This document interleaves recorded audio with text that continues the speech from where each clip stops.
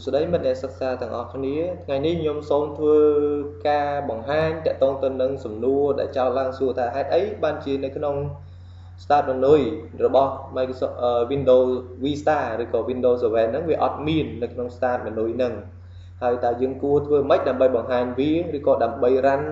កម្មវិធីមួយនៅចេញអំពី run បើន័យថាយើងប្រើ run command ហ្នឹងដើម្បី run កម្មវិធីនានាហ្នឹង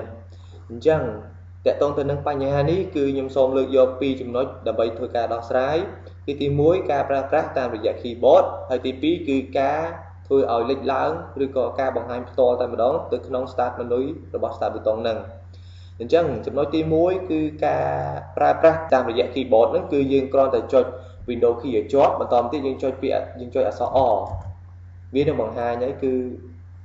នៅក្នុងនេះគឺវាចេញផ្ទាំងមួយគឺ run ឧទាហរណ៍ថាខ្ញុំចង់បើក Microsoft Word ខ្ញុំគ្រាន់តែចុចពាក្យថា Win Word ហើយខ្ញុំចុច OK ទៅគឺវានឹងដំណើរការតែម្ដងវាលឿនវារហ័សហើយវាងាយស្រួលទៀត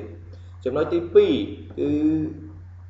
ការធ្វើឲ្យលេចឡើងទៅក្នុង start menu តែម្ដងគឺយើងមើលសិនជាបឋមគឺវាអត់មានទេ run command ហ្នឹង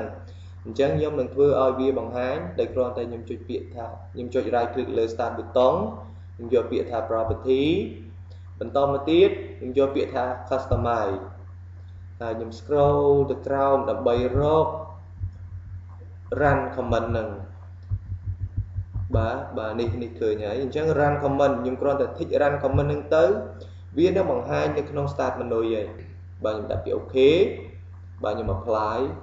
ខ្ញុំ OK បាទអញ្ចឹងយើងទាំងអស់គ្នាសូមមើលថាវាមាន run command នៅក្នុង start menu ដែរឬក៏អត់បាទនេះគឺ run អញ្ចឹងខ្ញុំគ្រាន់តែចុច run នៅក្នុងនឹងមកហើយខ្ញុំវាយពាក្យថា win word ដើម្បីបើកកម្មវិធី word មកគឺវាជាការស្រេចពីរចំណុចសំខាន់ហើយនឹងងាយស្រួលបំផុតសម្រាប់ឲ្យបង្ហាញសម្រាប់បើកឯកសារនេះគឺទី1យើងចូលតាម keyboard ដោយចុច window key ឲ្យជាប់បន្តទៀតយើងចុចអក្សរ O ហ្នឹងហើយទី2គឺយើងចូល start button បន្តទៀតយើងយកពាក្យថា property